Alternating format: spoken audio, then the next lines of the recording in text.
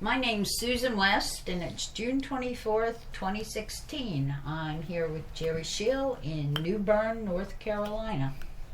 Jerry, for our listeners, can you give us a little bit of background on where you were born, where you grew up, and what you do for a living, and how you got involved in fisheries? Sure.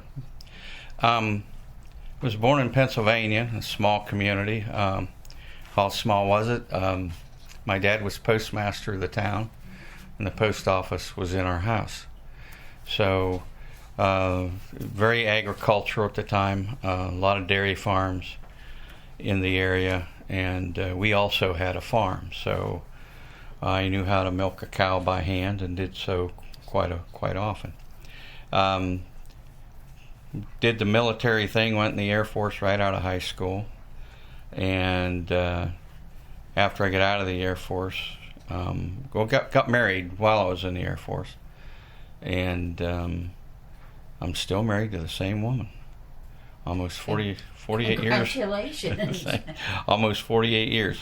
But 4 children, 10 grandchildren, and before the end of the day, 1 great-grandchild, hopefully. Congratulations. Thank you. So, we just decided to move down here in 1984.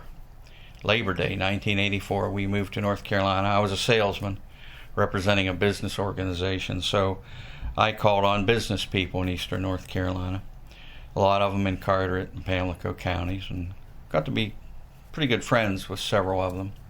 Decided to run for the state senate for the district that Norman Sanderson has currently, which is Carteret, Craven, Pamlico counties.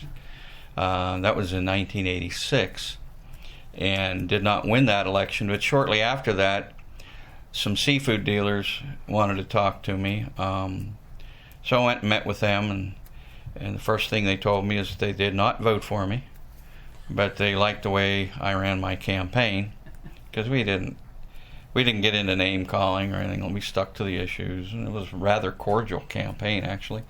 So I interviewed for the job because they want to know if I knew that they were looking for somebody, which I did not. And I interviewed for the job, and it was narrowed down to 3 people, and they hired me. And that was in 1987. And one of the board members, I remember him saying, after they decided to hire me, he was talking about, we need to find a way to keep our executive director for a while. We'd like to hang on to an executive director for 3 years, at least. Well, I was there for 18. And in 2005, I resigned to pursue other interests and bought a small farm back in Pennsylvania and farmed until we ran out of money, which took 4.5 years. And we were very fortunate to sell it as quickly as we did, and moved back to North Carolina in 2009. And I always stayed in touch with the fishing industry by phone. We had some North Carolina folks stop up and visit on occasion. I stayed in touch with some legislators as well on some fishing issues, even though I was not involved officially. But a few years ago, 3 years ago as a matter of fact, I got a call from Pamlico County. They were concerned about a shrimp petition that was filed, and if the Marine Fisheries Commission would have agreed to that petition, it would have stopped inshore trawling. And they asked for my help, and I went and did some contract work for them, and eventually the opening came up with NCFA with my old job, so I moved into that on a temporary basis, and now I'm back, same position, same title that I had before. Tell us a little bit about the North Carolina Fisheries Association and what it does and what you do as executive director. Well, in 1997 there was a major rewrite of our bylaws, and I went from executive director to president and corporate secretary, and I joke that they did that instead of giving me a raise, just a change in title, but that's not really true. So my current title is President and Corporate Secretary. So in 1952 was when the organization was founded, and most nonprofits start out by the seat of their pants, and they incorporate after they're sort quote unquote in business for a few years, and somebody suggests that you should be incorporated. That's not true with NCFA.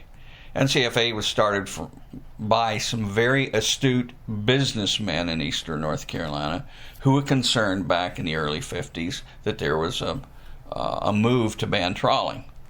You're kidding me. Way back then. In the early 50s. Wow. That's why NCFA was started. But these astute businessmen filed articles of incorporation right away. And interestingly, from the get-go, their bylaws stated that their board of directors, in addition to being made of geographical representation and species representation, would also include one board member appointed by the governor of the state.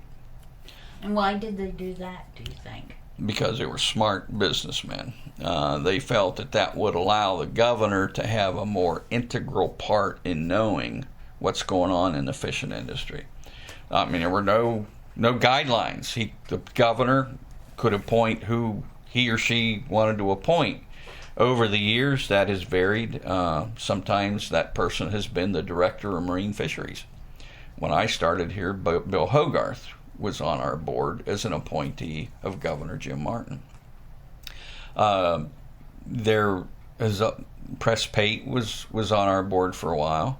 Bob Lucas was appointed by Jim Hunt, and he was chairman of the commission, and he was a recreational fisherman. Now, we had some very interesting board meetings, needless to say. I'm sure those must have been fascinating. Yeah, they were. Now, currently, when the group reorganized, when I came back, the board up to this point has opted not to exercise that provision. So currently, the governor does not have an appointee to our board. But that could change. That could change. I mean, I think I wish it would. So it has its own set of problems, but it's also has its own set of benefits as well, in my opinion. But I'm just a hired help here. So NCFA was started in 1952. It's a 501c6. Now, it's not a C3. Most nonprofits are educational foundations as they're set up. If an individual writes a check out to a 501c3, it's tax deductible. If an individual writes a check out to NCFA, it's not tax deductible unless it's being written off as a business expense. In other words, we are a business organization. A fisherman, that's tax deductible for a fisherman or a seafood dealer or a processor or an associate member, such as a net maker or somebody that sells fuel to the industry or an insurance, banks, that sort of thing. But the other thing about a 501c6 is that portion of your income that's used for lobbying purposes is not tax deductible. So at the end of each year, we have to compute approximately what amount of our budget is used for lobbying purposes, and that amount, if somebody gives us $100 as a business expense, only the portion that's not used for lobbying can be tax deductible. So my job, most people view me as a lobbyist, period. But I take out the trash. I clean the commode once in a while. I mean, I do my share in the office. When you're running a nonprofit and it's a small office, there's only 2.5 employees here. We have David Bush, our biologist, is full-time, as well as I'm full-time, and Peggy Page is our accountant bookkeeper, and she's part-time. So we have 2.5 employees. So you do whatever needs to be done, essentially. Exactly. Yeah. Well, no, this is really interesting. You said that NCFA started back in the early 50s, and there was a concern that trawlers could be banned.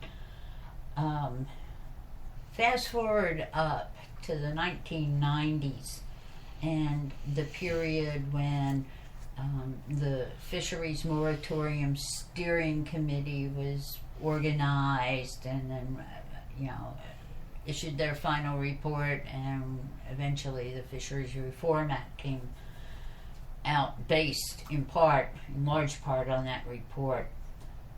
What was going on in the state of North Carolina at that time? Why was there a moratorium put on commercial fishing licenses? There was a lot of rhetoric, and that's exactly what it was, rhetoric at that time, that there was way too much effort. In 94, they passed a net ban in Florida, and again, the rhetoric was all those fishermen that no longer can fish with nets in Florida are all going to come north to North Carolina. We've got to put a moratorium so we don't get flooded. There was a number of reasons. Okay. But allow me to back up a little bit, because in the late 80s, and this is part of that process, there was some concern about we don't have a definition of a commercial fisherman. And at one of our board meetings in Little Washington, our board discussed the issue. I don't think it was a very lengthy discussion. And they came up with the definition of a commercial fisherman. And I can't recall exactly what it was, but I do believe it was 75% of your income had to be from commercial fishing if you were to be classified as a commercial fisherman. Now, you have to keep in mind our board of directors was all full-time. Right. There were no part-timers sitting around the board. Uh-huh. I put out a press release or a letter, and again, this is probably 1989 or somewhere thereabouts. I put out a release or a letter about what the decision we made, and fairly quickly I get 2 phone calls from 2 different legislators. One was Vernon James from Elizabeth City. One was Pete Thompson from Edenton. They both represented some very rural areas of North Carolina, including Hyde County. And they said they could not support such a move because there were many farmers in their constituents whose major source of income was agriculture, but secondarily commercial fishing. Now that varied. It could have been 5%, it could have been 10%, it could have been 25% income, but there's no way in their view that those folks would be able to handle a reduction in income if they were no longer allowed to commercially fish. Well, that's not something that we discussed because none of the board was in that position. Right. So at the next board meeting, we discussed this again, and they rescinded that. And they decided at that time that a commercial fisherman is anyone who sells fish. Okay. Period. Okay. Now, currently, there's another push to define a commercial fisherman. Again, there's a lot of rhetoric, and my contention is that the purpose of that, they talk about professionalizing the fishery. I don't know exactly what that means. Maybe that means that fishermen won't use the word ain't anymore. I don't know what that means. But I think I know the purpose behind it. And to me, the purpose is to reduce the numbers of commercial fishermen so that they can reduce the political clout, what little political clout we have. And who's pushing for this now? Where is this? There's several folks on the Marine Fisheries Commission, including some commercial fishermen. They're not, obviously, the ones that are commercial aren't doing it to reduce the political clout, but they would be complicit in doing so, in my view, if they buy into that. There's really no reason to other than to diminish the numbers. And when you look at, and I don't say what I'm about to say, I don't say so proudly, but since I've been here, albeit there was an absence there of about 8 years. I wasn't here, but when I started in 1987 till today, the numbers of commercial fishermen have declined, the number of commercial fishing boats has declined, and the amount of, or the average age of a commercial fisherman has increased under my watch. That is not something that makes one feel good. But why do you think those things have happened? Well, some of it is due to a changing culture. By and large, people don't like to sweat today. Now, I'm going to get on my soapbox here, and it will make some people angry, but just about every time I open my mouth, I make some people angry. Today's culture concerns me. It involves my family, people that are very close to us. But the fact is, when you look at our blue crab processors, why are they having trouble getting labor? Because they can't find people willing to do the work for the amount of pay that they make. But it's true in agriculture. There's a reluctance, even in the advertising for certain antiperspirants. You don't let people see you sweat. Right. You raise your arm, and heaven forbid if it's wet. Why? I mean, it's just a sad state of affairs when we don't like to get calluses. We don't like to wear out our deodorant anymore. Okay. And I think that's sad. But that transcends fisheries. That's today's culture. We like to use our thumbs to type instead of using, 8 fingers, or 10 actually, including your thumbs if you want to use the space bar and stuff. But it's just different today. Everything's electronically driven with cell phones and iPads and iPhones and all this other mess. You can't go into a restaurant without seeing people there eating, and they don't talk to each other. They're looking at their phones. And it's emblematic of a changing culture. So that's part of the reason why we have a reduction in the number of fishermen. The economy, especially when diesel fuel, or when fuel prices took a huge hike, that's when a lot of commercial fishermen got out of it because they just couldn't afford it. Regulations, I didn't say regulations last because that's the last thing that we're concerned about, but I'm just saying that that's part of the mix.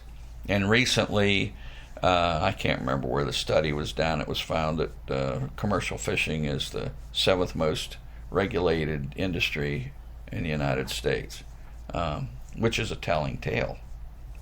So the combination of, we mentioned fuel costs rising, and I guess then with more regulations, just hard to justify continuing in fishing because you're not making any money? Well, you're not making any money, and there are so many variables that you have to look at. The saying that you have to either be an attorney or have one on your boat, because it's so complex. And when you look at, if you talk to a fisherman, Dewey Hamilwright's an excellent example. You talk to, because he's someone that's very involved in the process. Dewey is a fisherman from the Outer Banks and lives in Dare County. Very involved. He's on the Mid-Atlantic Fishery Management Council. He's been involved for years. He's actively involved in trying to teach kids about commercial fishing through provider pals. But if you talk to Dewey, and he can run down, he doesn't have to read it, all the regulations that he has to put up with when he goes fishing. And he doesn't fish in state waters. Everything he does is beyond 3 miles, which is federal waters. And all the regulations he's got to put up with. It is true that if you're boarded by the Coast Guard, or you get to the dock and Marine Patrol, if they're out to get you, they're going to find something.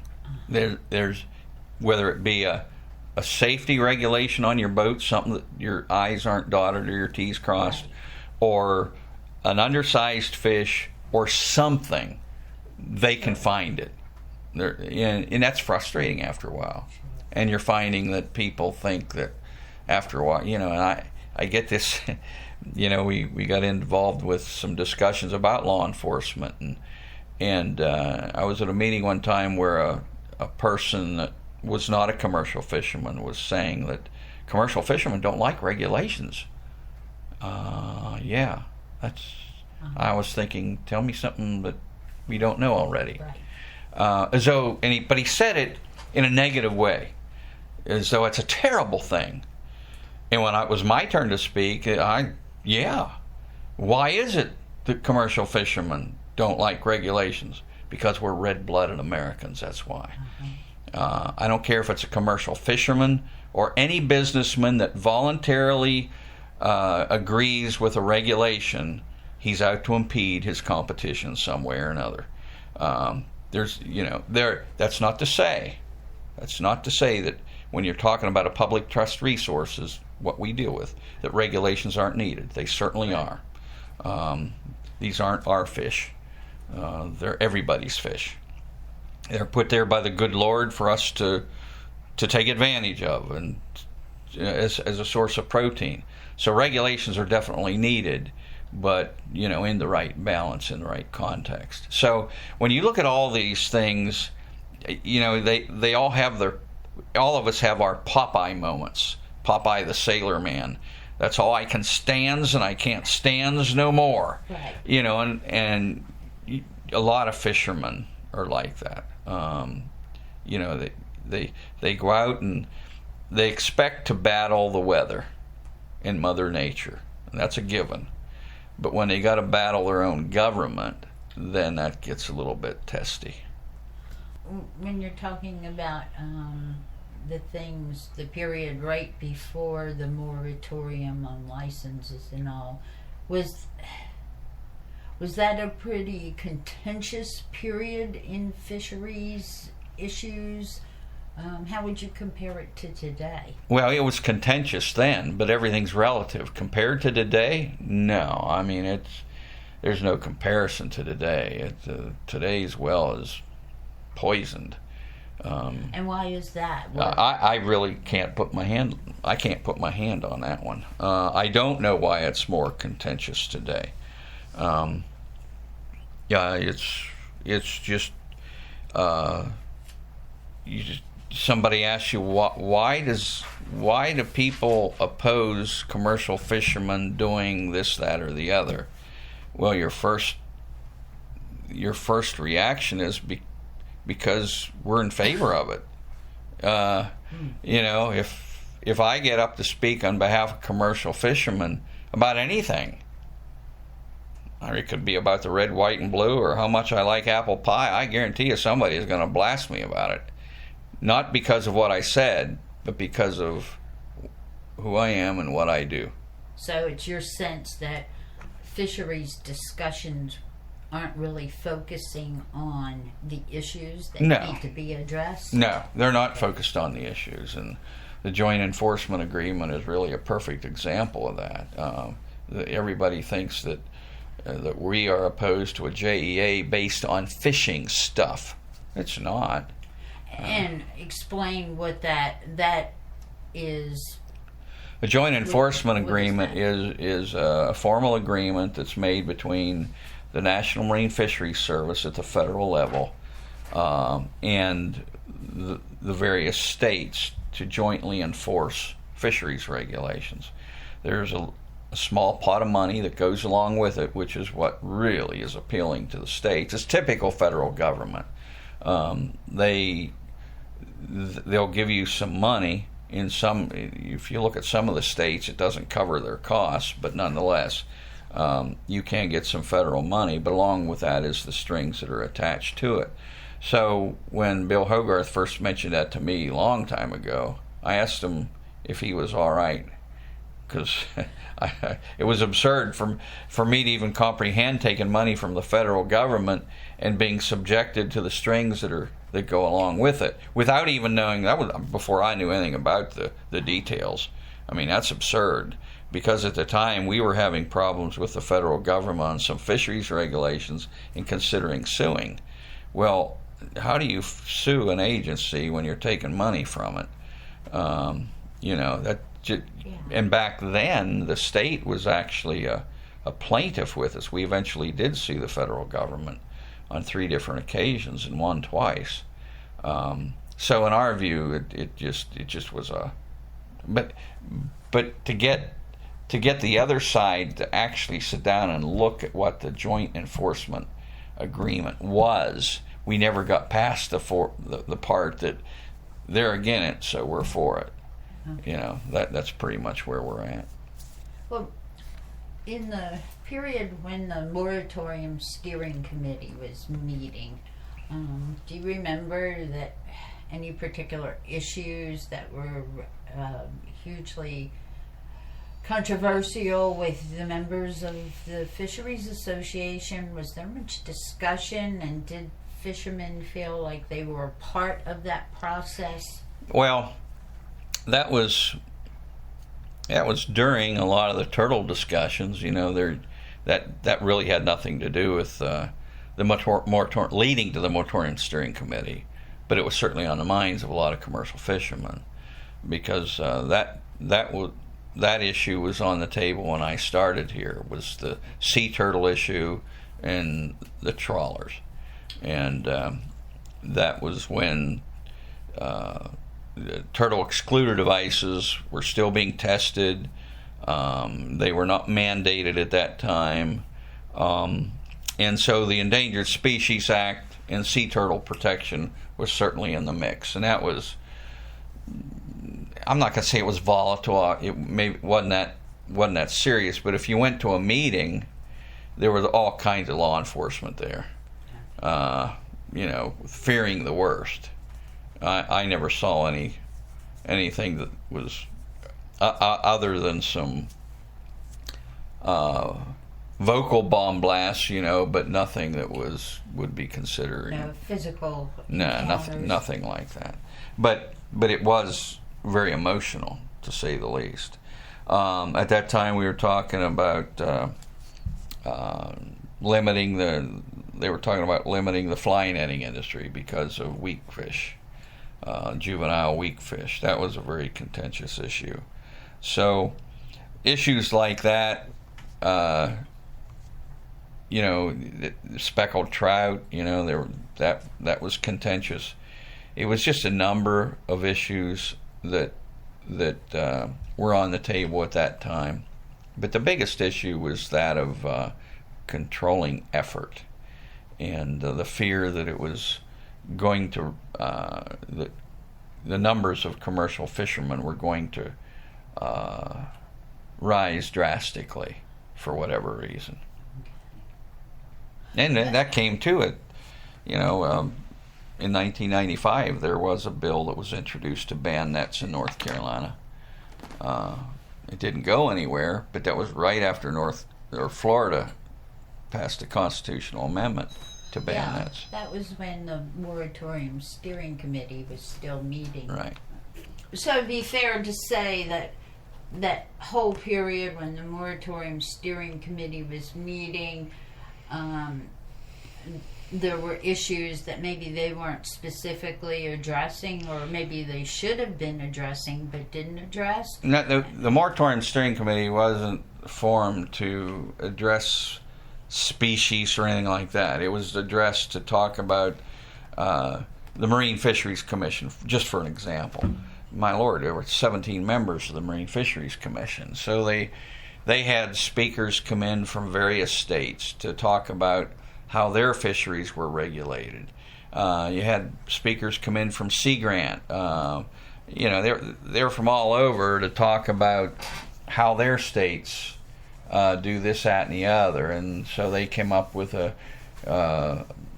reducing the numbers of Marine Fisheries Commission members to what we have today. In the process, and adopting fishery management plans. We didn't really have that process prior to that, and I still have the pen that Governor Hunt gave me, and he gave Dick Brame a pen. Dick Brame then was executive director of the CCA of North Carolina. We were both at this signing ceremony. I think Dick probably was smiling more at that ceremony than I was. But did the Fisheries Association support the Fisheries Reform Act? Yes. Okay. Yes. We weren't real pleased with all the provisions that were in the Fisheries Reform Act, but it was a compromise document. So, and the two individuals that had, there's three individuals that come quickly to mind about the Moratorium Steering Committee. One was B.J. Copeland, just because of his personality and his laugh, and the other two were Joel Wheatley and Bob Lucas. Even though they may not have been sitting around the table, I mean, they were very influential. Bob Lucas being chairman of the commission and very much a recreational fisherman. Joel Wheatley involved in the commercial fishing industry, but those two got along very well. They also fought a lot, but it was a different kind of fight. They got along, and could they hear? Could Joel hear what Bob Lucas was saying and why Bob Lucas took a certain position and vice versa? Was there dialogue? Well, that's the key to dialogue, is not necessarily agreeing with the person on the other side of the table, but hearing it and understanding it. But understanding where they're coming from is not the same thing as agreeing with it. Mm-hmm. In most cases, you can understand somebody's reasoning for being in that position, and you might even tell them that. I understand. I totally understand where you're coming from, but I disagree with it for this reason, because you have a different perspective. If you don't have the ability to hear that and to try to put yourself in those shoes, and Wheatley was somebody that he talked gruffly, but he saw the big picture. And I remember when the Fisheries Reform Act was passed, because Wheatley was on our board. Okay. And boys, also on the Moratorium Steering Committee. And Wheatley said, "Boys, we got another 10 years." That's the way he looked at it. So that was 1997. Those 10 years would have been up in 2007. Mm-hmm. So that's the way he looked at it. We got another 10 years that you could commercially fish because of what the Moratorium Steering Committee got through. And that's another thing, when you look at the definition of a commercial fisherman, my heavens, that was discussed a lot. Yes. And the Moratorium Steering Committee didn't come up with a definition. Why you want to mess with it now? And how many times is a commission, and they're doing it again today? Right. Well, you got to come up. Well, man, there's some sayings in farming. A lot of people use the saying, one of them, it's a tough row to hoe. Well, some people mistakenly say it's a tough road to hoe. You don't hoe a road, you hoe a row, whether it be corn or beans or whatever. I mean, it's a tough row to hoe. But the other one is, you don't want to plow old ground. Oh. And I've done that, and it is horrible to go back to a plowed field and to try to plow it again for whatever reason. I got a tractor stuck trying to plow old ground, but here we are again trying to plow old ground, trying to come up with this definition again, because some people didn't like what we have now. But after all that, I keep going back to the Moratorium Steering Committee because it was so it was all encompassing, the debate of there was very little that wasn't covered under the Moratorium Steering Committee. I'll never forget the first time I heard the term messers, when they were talking about the recreational commercial gear license came about because of messers. They're not commercial fishermen. They're recreational fishermen, like to go down and mess around with some gill nets or some crab pots, and they were called messers, and they started using that term. I mean, it wasn't derogatory. It was actually very educational to hear, and that's a category a lot of people are in. They don't like the hook and line fish for whatever reason. They want to eat some. They get a mess of fish. So was that important that the Fisheries Reform Act acknowledged that group of people? It was. Now, prior to before the discussions that led to the fish, it wasn't so much the decision. You had to understand the discussions. If you listened to the dialogue and what led to the recreational commercial gear license, you'd be hard pressed not to understand it and be in favor of it, because you listened to that history. Then Senator Charlie Albertson talked about. He talked about this at the Joint Legislative Commission on Seafood and Aquaculture, which we both are aware, know about how they would take mules. Before there were trucks and stuff, the folks from Duplin County and that area where he was from, the churches, it was an experience. They would take some mules and some barrels and go to the coast and catch a mess of fish for their fish fries, and they'd salt them down. Okay, yeah, we live on the coast. They don't. Public Trust Resources, they own them just like we do. I mean, it was an experience. They didn't call up some fishmonger on the coast and order them. They went. It was part of the church activity that they would get on that mule train and head toward the coast. I don't know how long they were gone, a week, maybe two, doing that.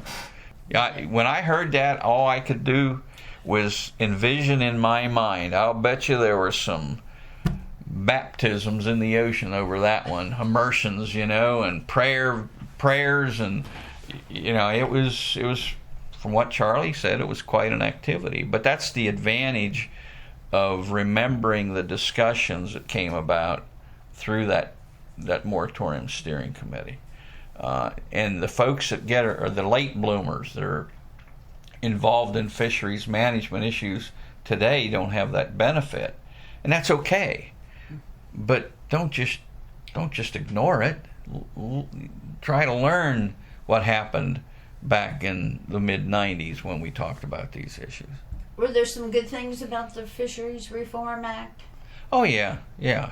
I think Joe Wheatley summed it up rather well when he said that, boys, I gave you another 10 years. I don't think that was a stretch.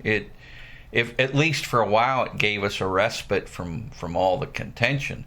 Now, a commercial fisherman would tell you it didn't mean that they got rich real quick just because the Fisheries Reform Act was passed, but it did it gave us a little bit of a respite from the nastiness. I mean, just this week, for example, I was when the legislature's in session, I take my old RV and I sit it up in Clayton, and instead of staying in a motel, when the General Assembly's in session, I stay in my RV in the evening. And on Tuesday at 6:30 in the evening, I'm sitting there, and there's been some contentious stuff going on this time, and I just it really works on you after a while. And I thought, I think I'm going to leave. So I packed up a suitcase and I come back home. I just wanted to briefly take myself out, because when you're walking the halls of the General Assembly, I mean, you're going from the legislative building over to the legislative office building. You're going from the 3rd floor to the 6th floor in the LOB.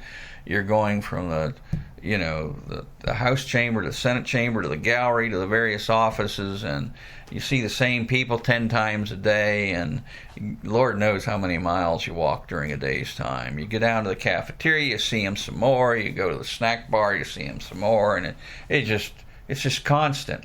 And some of them they look at, there's more fish and stuff, and it's a contentious time. So I just decided to take myself out of that for, And what is it in particular? Or is there legislation being considered? There are provisions in the Senate budget dealing with fisheries that shouldn't be contentious, but they are. Because if it says fish, it's contentious. Okay. So, and some of those issues, again, you might not agree with the opposition, but you understand. And one of them is this is a short session. Your argument makes sense, Schill, but this is a short session. We don't like to deal with contentious issues in the short session. Okay, well, I mean that is a valid point. But on one of the issues, it really doesn't hold water because we talked about it last year. Last year wasn't a short session, and they decided not to adopt it because legislators felt that the Marine Fisheries Commission would not adopt draconian measures for southern flounder using the supplement. Well, indeed, they did. They did adopt draconian measures. So we wanted the legislature to clarify, not do away with the supplement, and it had nothing to do with what they already did. It wasn't retroactive. It would only clarify for the future what the commission could do using a supplement. But that supplement, that wasn't included in the Fisheries Reform It was Act. not. It was not. That was the Fisheries Reform Act required management plans for, I think they put it, the significant commercial and recreational species. And pretty much there was a pretty well laid out process for development of a fisheries management plan. But when did the supplement idea come about? It was about 6 years ago. And it was something that Lewis Daniel wanted, and last year even Lewis argued this isn't what he had. He wanted to use the supplement for southern flounder, which we alleged from the get-go in February of 2015 that wasn't the way to go because it lacks the public process and all the other due diligence requirements. It's meant really to address an emergency situation. And we argued that, southern flounder, there are issues of concern, but it doesn't reach the emergency situation. That trigger wasn't tripped.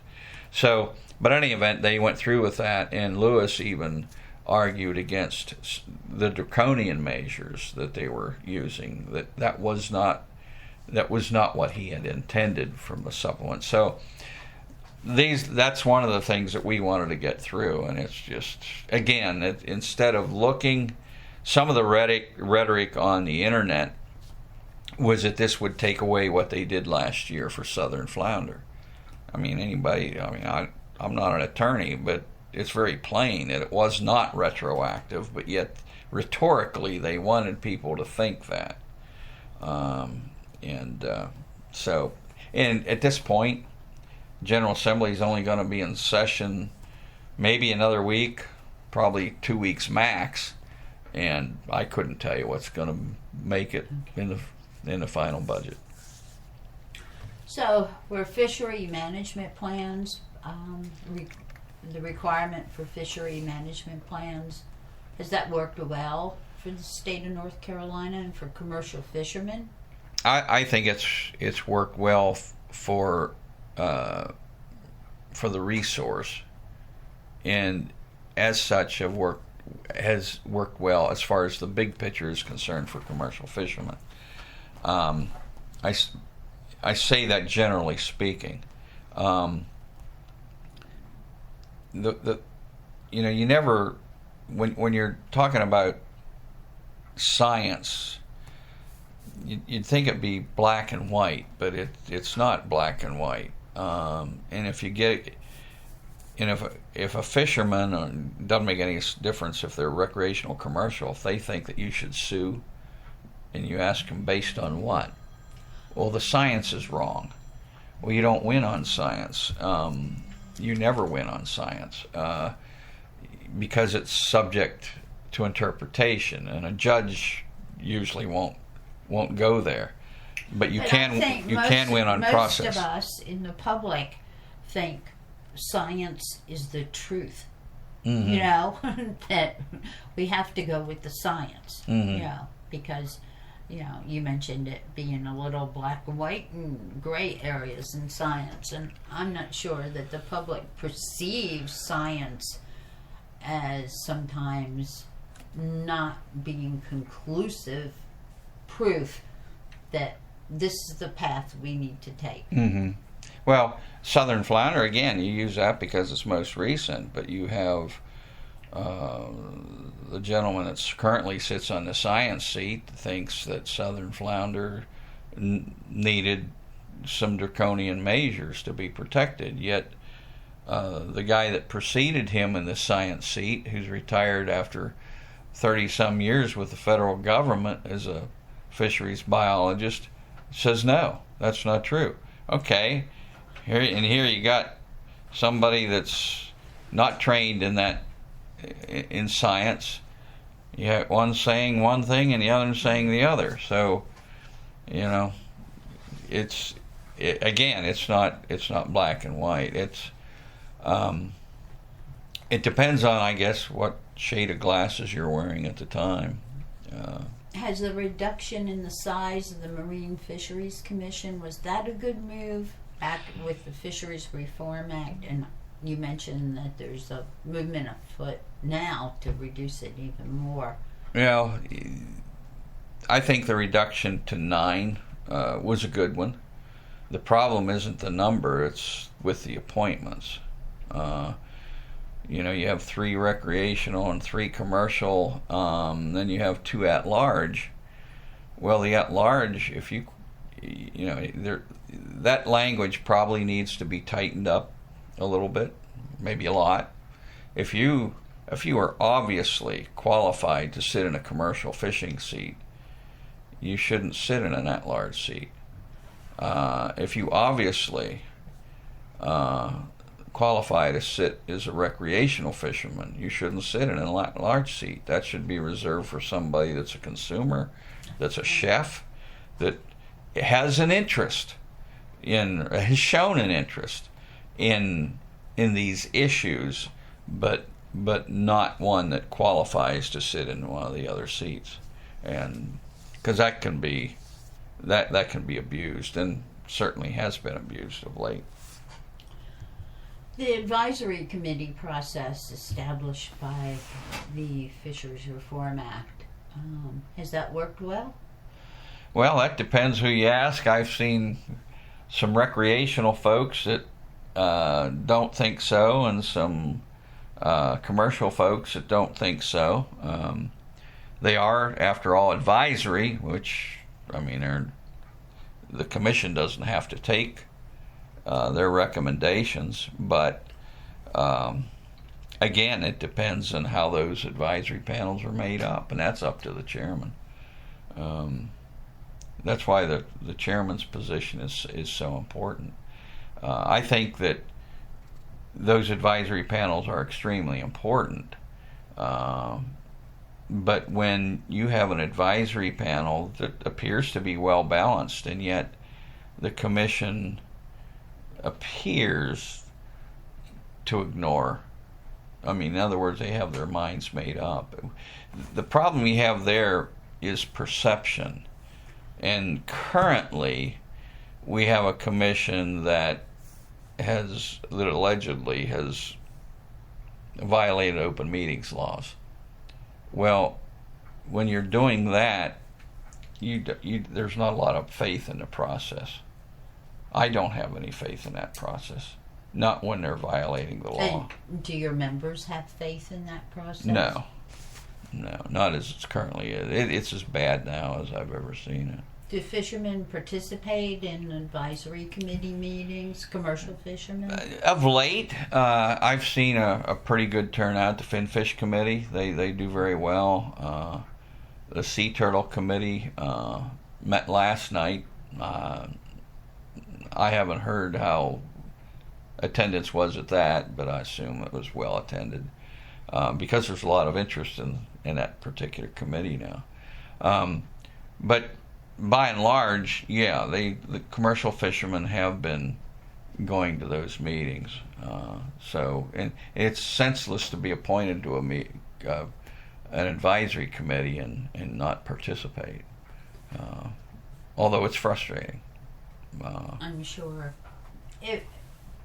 If you were in charge of things, could you give me a laundry list of some of the things that you would want to change about the Fisheries Reform Act or fisheries management process in North Carolina?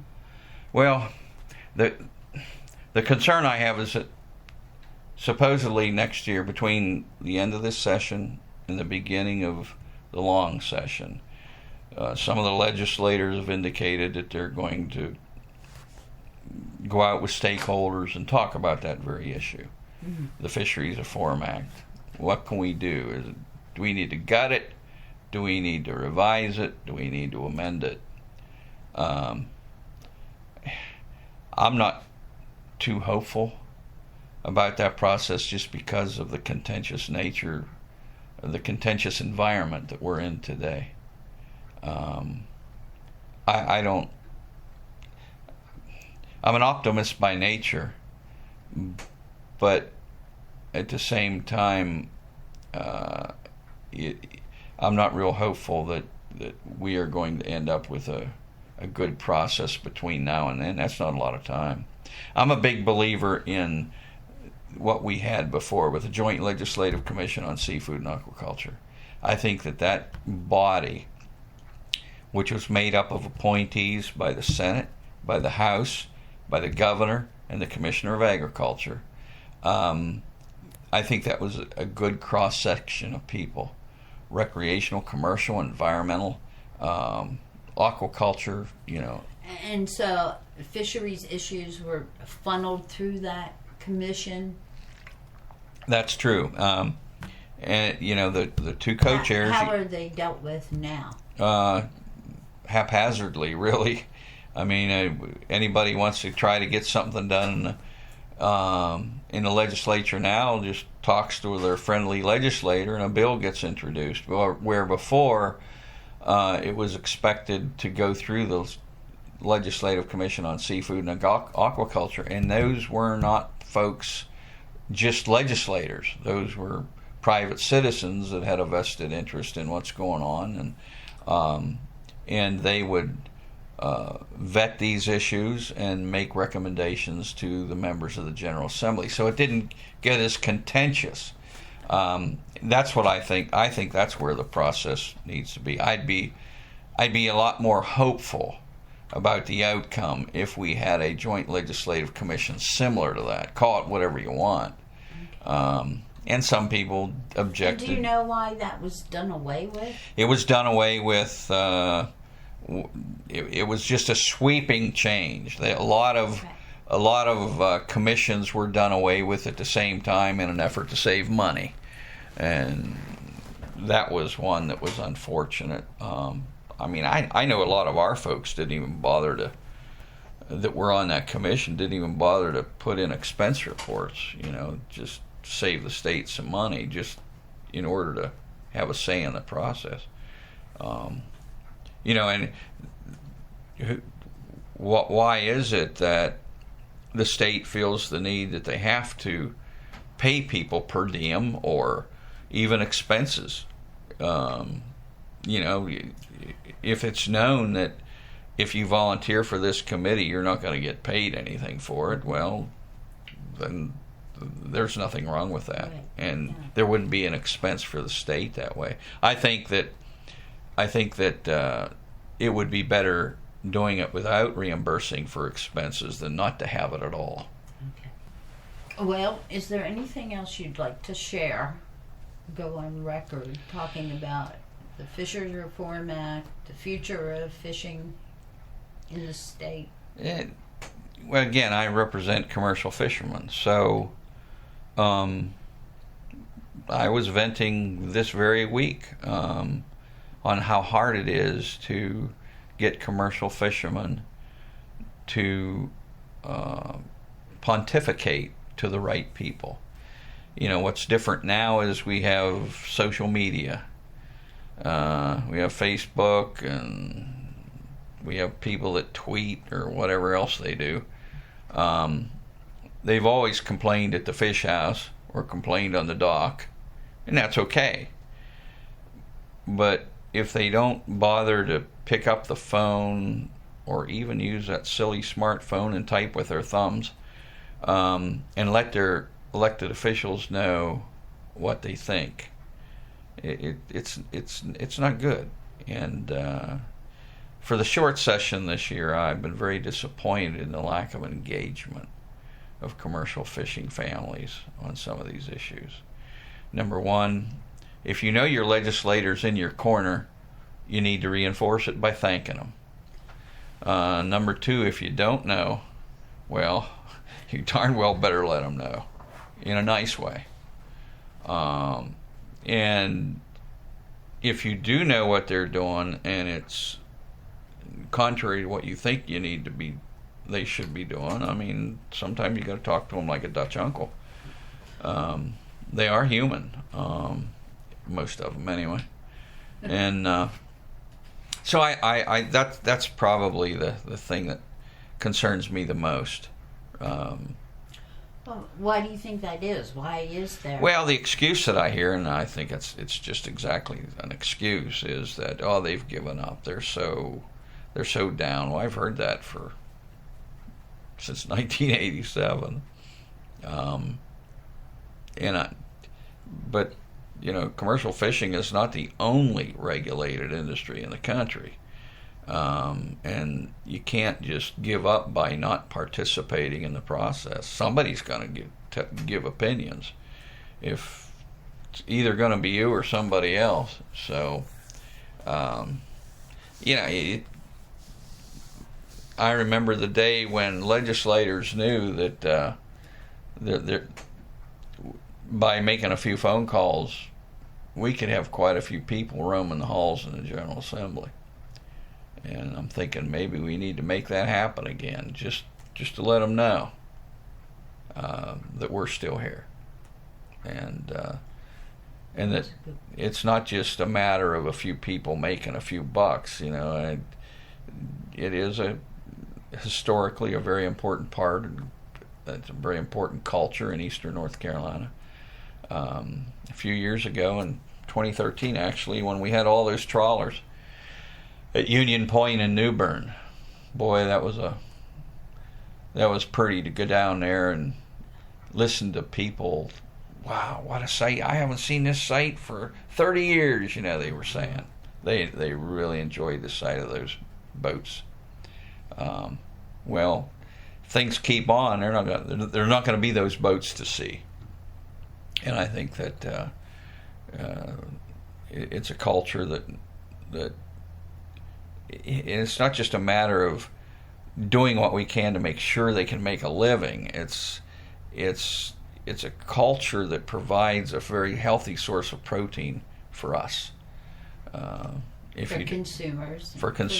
I mean, they talk about a public trust resource don't belong to commercial fishermen. Well, that's true. They don't just belong to commercial fishermen, but they don't just belong to recreational fishermen either. They belong to people who don't fish, and that's over 90% of the people in this country. Wow. Do not fish in saltwater. I mean, that's the way it is. So, if we own this resource, what access do we have to it if we want to eat it? Commercial channels. So. Well, thanks, Jerry. I appreciate your time this morning. Thanks, Susan. I appreciate the opportunity to vent.